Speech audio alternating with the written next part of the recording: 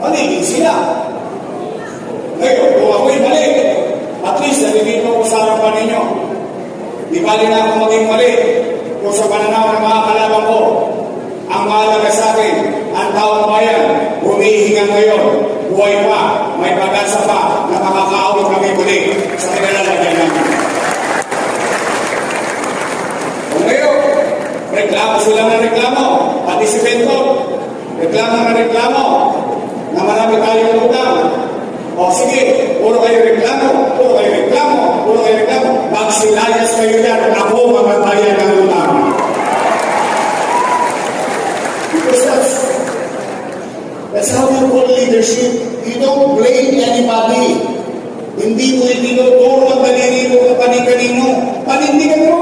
Hiningi mo sa tao eh. Nagpaboto ka eh. Tama ba?